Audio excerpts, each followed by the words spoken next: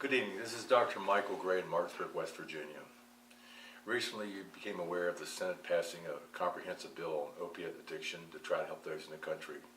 I think it's become aware to everybody, if they weren't living in a bubble, that we have a real serious problem with opiate addiction, with all kinds of problems, criminal activities associated with them, as well as family issues as a result of overdoses and imprisonment. I found myself working in this field for many years, over 25 years in addiction, both as a government employee, GS6 health tech in the trenches while I got 20 years of college, and also worked with my own practice since the time of leaving the VA in 2011. West Virginia ranks first in America as far as opiate problems. In terms of in West Virginia, where I'm located in Berkeley County, is usually in the first, second, or third county out of 52 in the state for a number of overdoses and deaths, as well as being one of the top 5 counties in the country in terms of calls for every man, woman, and child because of the opiate problem. Therefore, you could probably say that I'm in ground zero. Working in this field as long as I have has taught me a few things that I find very important to understand how we need to combat this problem. What I also realize is in many ways they're counter to what the prevailing wisdom is over the past 50 years. Therefore, it's very important that we spend a few moments and let me explain to you my treatment program, which is a 30% success rate versus looking at SAMHSA, government organization, which I saw listing 14.9% as one of the best program results in the country for abstinence. In other words, I'm doing double the best. I say that with a certain amount of humility because I want you to understand that it's the person sometimes that helps other people, not what the book says, not some kind of a lingo or technique or strategy, and that it matters about human interest and human needs. I've been with veterans at 12 o'clock at night when there's nobody there, when they pour out their heart to you and things and get you to understand what's really going on in their life. I had no part in the documentation which may in some way affect their ability to get some kind of a pension, but I was a human being that listened to them and understood where they were coming from, both from a spiritual standpoint as well as from a clinical and a human standpoint. In short, I had a 15-year residency, which makes me ultimately qualified to be able to speak on the subject. And speaking of my education, I remember Dr. William R. Nelson at James Madison University, when I took my first of 5 college degrees, telling me that it's not where you go to school, Mike, it's what you do with it and who you can help. And that's been my mantra since that time, after leaving the Vietnam Era Service in the United States Air Force. During that time and since that time, I've tried to be a servant to others. It's not about the money. It's both the human cost and the cost of society. If you're a professional, if you're a person in legislative roles, if you are a judge, if you are a senator, congressman, governor, someone who works in a treatment program or has a treatment program, you need to understand that in many ways the mental health field is the problem rather than the solution. And I'll prove that to you in a number of ways coming in the next few minutes. The second problem is the fact that we as a society have allowed ourselves to get to a point where we're mainly about our emotions and how we feel. On the surface, I have people say, well, my feelings are important. When they come into treatment and I start the process of getting them to start to do the thing which is most important, actually think, rather than depend upon their feelings, there's a couple of self-evident things which I describe to them. Number 1, give me an example in your lifetime, no matter how long or short you've lived, whether you made an emotional decision without thinking it through rationally and figuring it out through that way, that in the long run, not the short run, ever came out good. It usually stumps them and it makes them baffled to think about it in that context. And then the second question which follows it up is, if that's the case, why are your emotions still so important? They certainly aren't helping you. That starts the idea to get them to understand in a deeper level where I'm trying to go treatment-wise with them. I have a treatment manual called Good Mental Health with Dr. Mike. It's being given excellent results from everybody I've talked to. They've told me that it makes a difference in their life. If you want me to tell you what the clients actually tell me, when they speak frankly with me, I've been in treatment 4 times, 5 times, 6 times, 3 times, 20 years, 15 years, 40 years. And this is the first time I've been in a treatment program that actually made sense. What you have to understand is mental health, like I said, is the problem, not the solution. I'm not questioning the intentions of those providing the services. I'm sure that their meaningful efforts are with a good heart. The problem is we are book wise, but not smart about humanity and what works.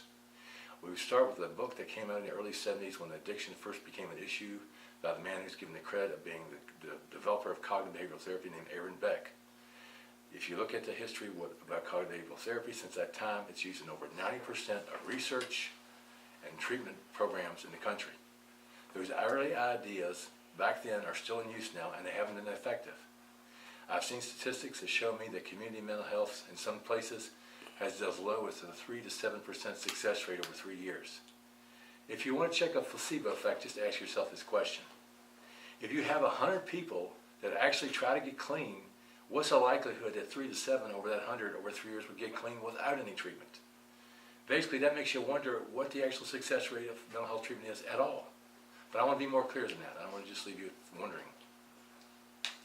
Cognitive behavioral therapy has the idea that we have a thought or thoughts that make us feel a certain way, and based on how we feel, we have a certain behavior.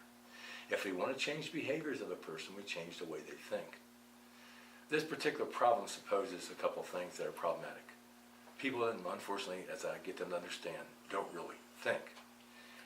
Thinking is something that is a learned process. It's not we were born thinking. You were born having thoughts.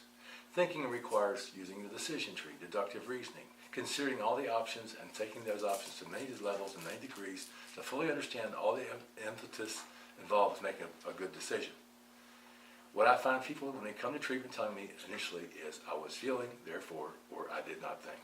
That pretty much sums up where it starts at. In my treatment manual, which I've mentioned already, I had them start out by understanding what metacognition is, which is thinking about your thinking.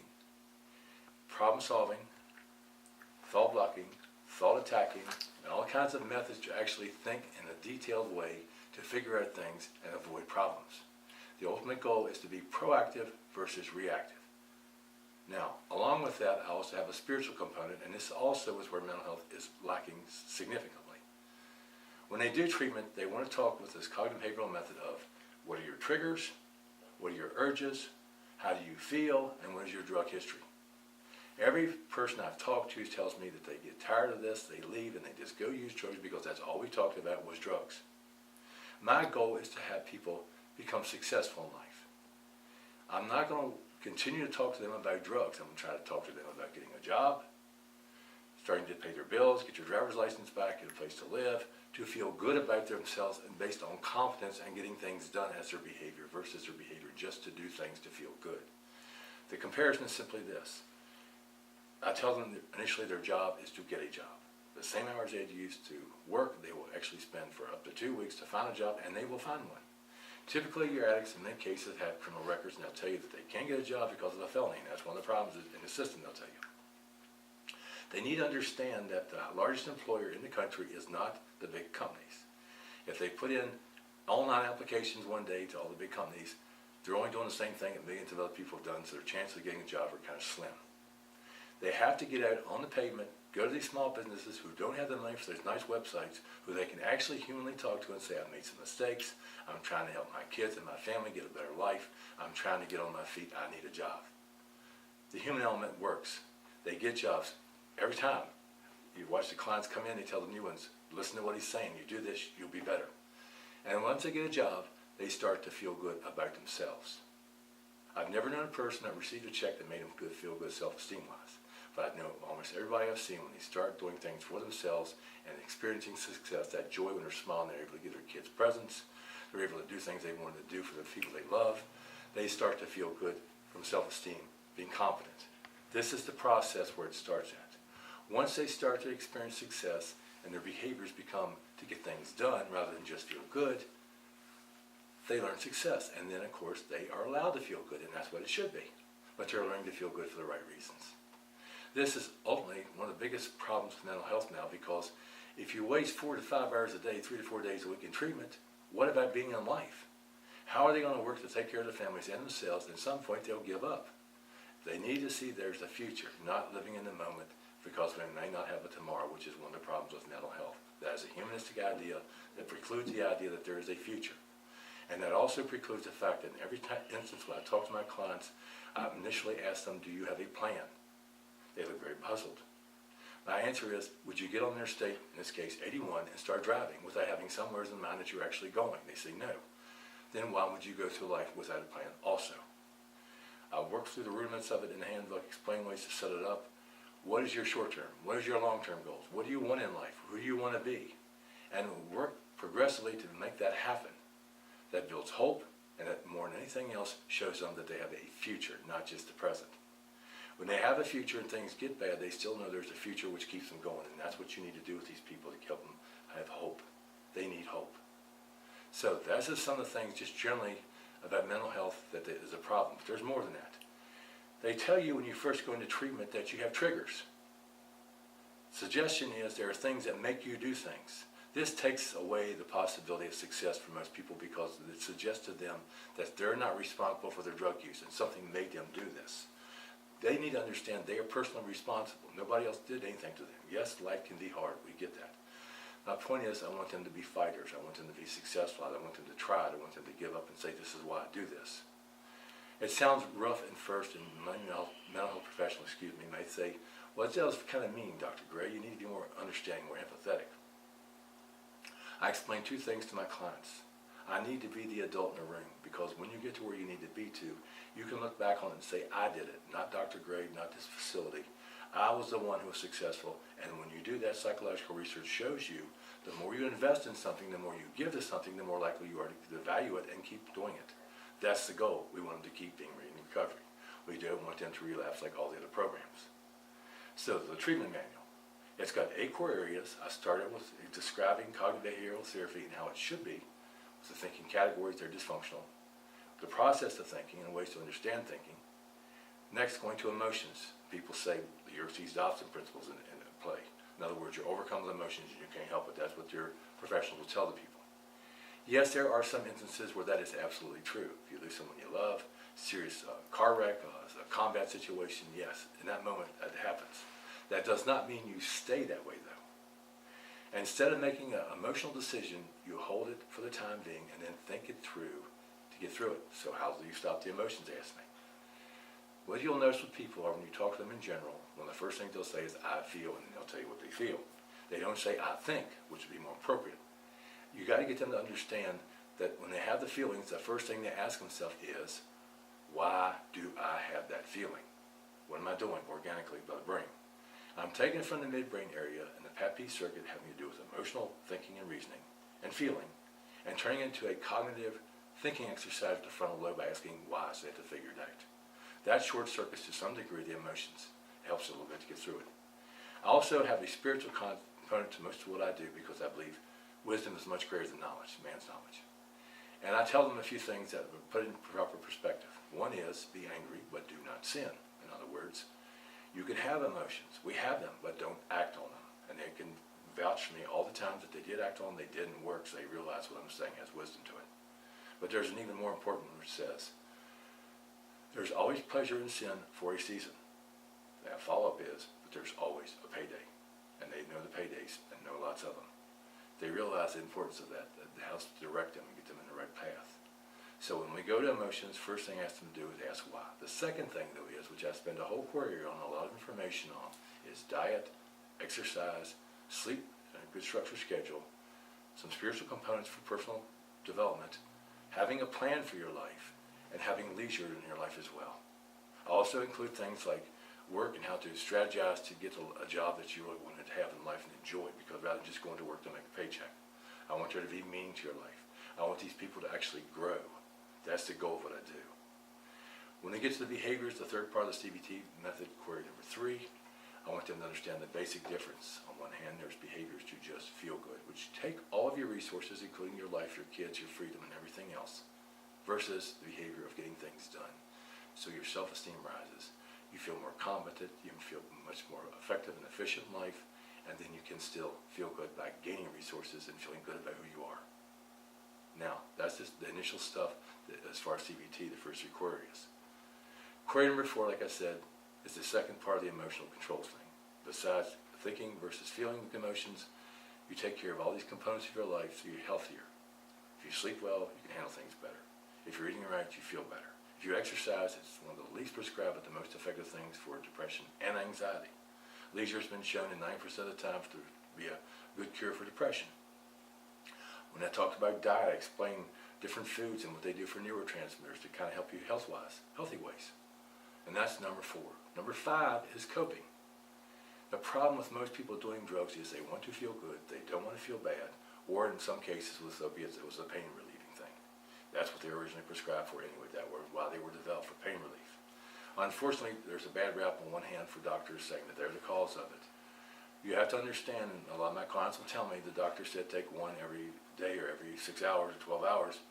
Well, their thinking was, well, it's not working good, so I'll take 2, and then I'll take 3. Well, guess what? That's why the addiction in some cases started. Now, I'm not trying to say that all doctors are not to be held responsible in some degree. In fact, I read some literature a year or 2 ago in this state, one of the smallest counties, with only 6 or 8 pharmacy outlets in the county, average of over 500 Percocets per every man, woman, and child in the county, which is a lot of opiates. So I get there's all kinds of issues with that. So that's number 5, coping. Coping is problem solving, thought blocking, thought attacking, and understanding those things that put us in those situations like personality issues, development that's because of substance use and not really having good parental situations, which leads me into core area number 6.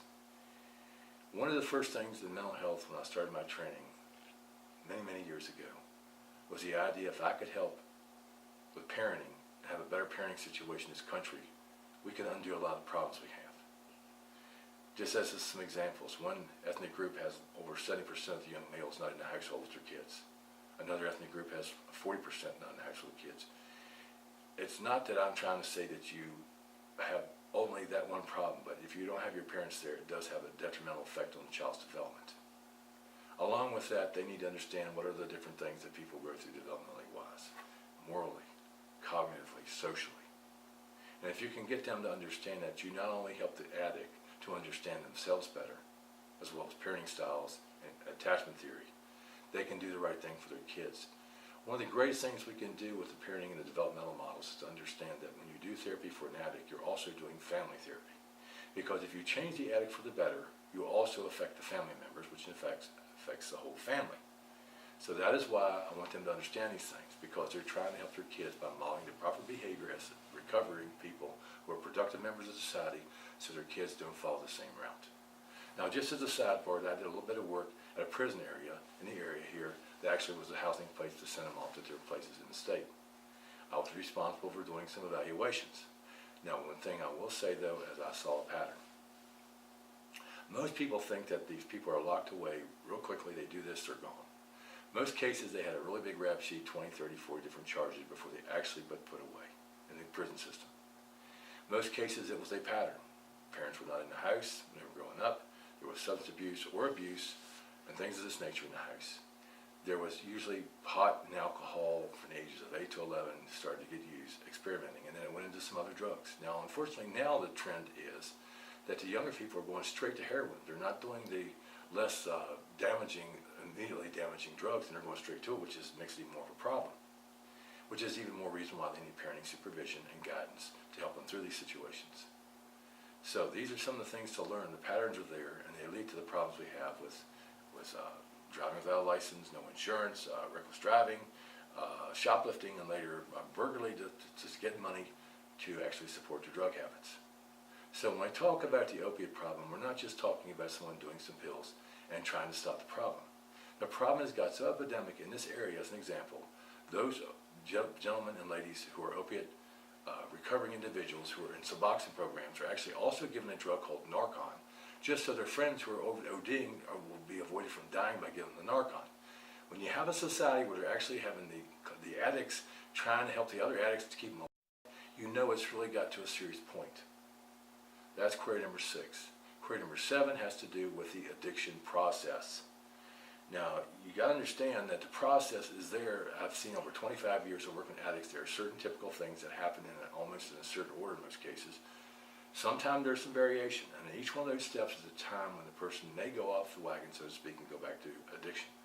So my understanding is, with watching this, is if they understand what they're coming up against, what's coming up, how it's coming up, they're better prepared. As one president said, for motto of one of my schools, James Madison, knowledge is liberty. That helps them to get through situations where they remain abstinent. Finally, the last query is the brain. I want them to understand how the brain actually works. And I want everybody to understand some things just in general. Like I said, you weren't born thinking, you were born having thoughts. Thinking is a grown, learned experience. It's something that you actually develop so you can become a more productive individual. That's what I try to get them to actually understand as clients. Why is mental health also the problem? Like I said, Trigger says that they're not responsible. Now what they say when you have the triggers and how you handle them is you avoid people, places, and things. What you'll learn in behaviors is I've also listed 21 things called behavioral techniques. They are used by people to allow themselves to continue to feel good without actually getting anything done. And when I say that, not derogatorily, I mean they won't actually address the problems so they can grow as people. One of those things, one of the big ones, is avoid. So if you're avoiding something, how do you actually grow? So we're teaching people that they're not responsible for their problems because there's triggers that cause it, and so they need to avoid people and things to not have to have the problem.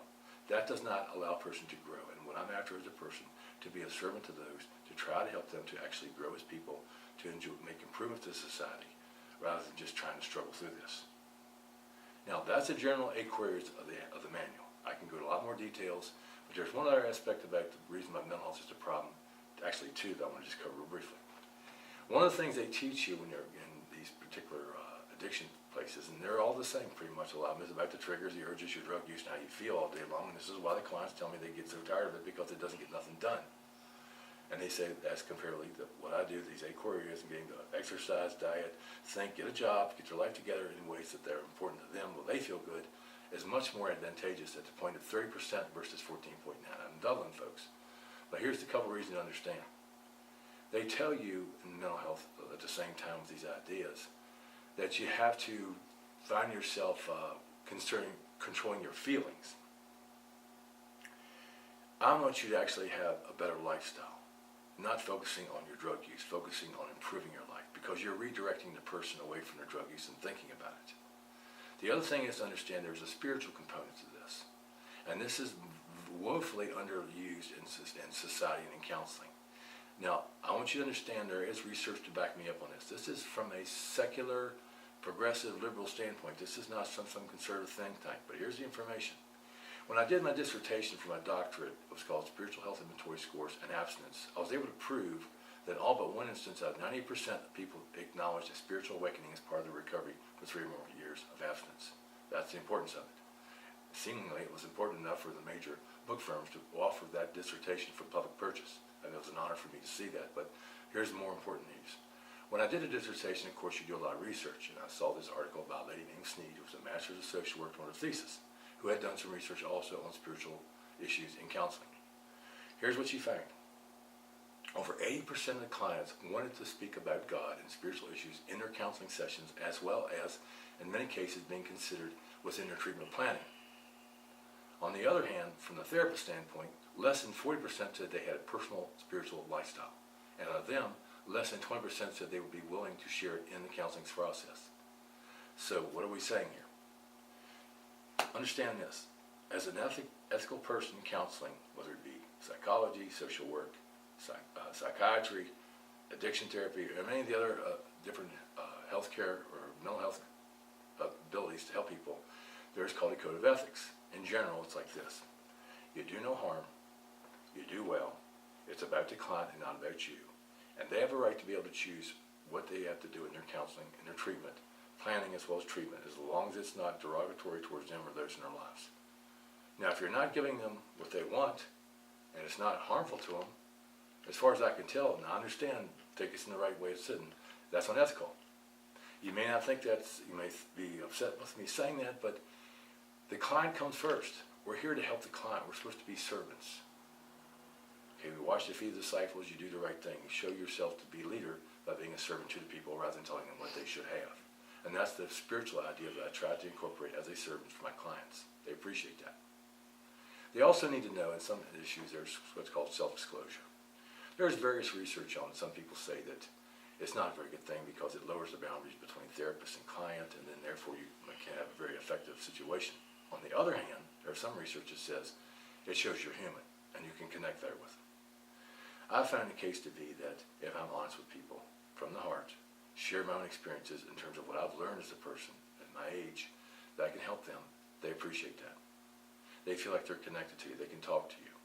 And as the reason I'm saying it is just to understand mental health. If you're a professional, a congressman, a senator, or somebody like that, you have these people that are quote experts, and they tell you what the books and the research say. But they can't tell you the human side often, and that's the problem. If you can actually reach the person inside to understand their situation, it's better than trying to say what the book said, or what you think they're talking about, not knowing their heart. I tell them not to let their emotions make their decisions, but you still have to take into account human nature and the emotions that they go through. Typically, it's the family, it's death, it's kids in trouble, it's the relationship that means most of them being painful and not having. These all are important. So why do I want to sit there for the next 5 years, or as long as they stay, not very often sometimes, asking how they feel about everything? If I can get them motivated and excited by just asking them for the first time in their life, do you have a plan, and making them go, wow, I never thought about that. You focus them, and their life gets better, then they feel better. And things will start to come into place, and that's what we're supposed to be here for. Now, this is just a brief explanation to let you know what's going on with what I do for treatment. I want you to understand I'll be talking to people in Congress.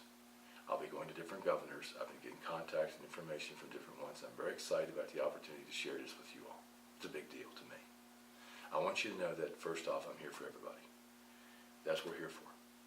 I'm trying to make this life better for us all, not just the addict, not just their family, not just those that love them, but as a professional, or as a legislative person, or a person that running an office or governorship. You also have to be a person who is prudent with the money that your state or your government has for you to use for the benefit of as many people, to help as many things as you can. I do know that $27 billion is being spent on the federal prison system last year, budget. And to have a conversation with a lady, seemed like a very genuine, nice lady, who was the acting director of the drug treatment program for the U.S. prison system. I started talking to her about my program. She said she sounds very nice. We have one just like it. And then I asked her, well, ma'am, my understanding is that you understand success by the numbers, your statistics. And here's the thing where we need to understand why we, as professionals, as individuals, need to improve our mental health system. There is a 70% approximate recidivism rate within the first 3 years from the prison population in the federal system. And states even at more like 80% in some cases. So if you take the numbers that you're spending on these people and you continue to have them coming back, versus giving them a small booklet and a little bit of instruction to help them get their life together in more improved ways that they can enjoy themselves, you can knock significant numbers of recidivism off, because that's what it should be about.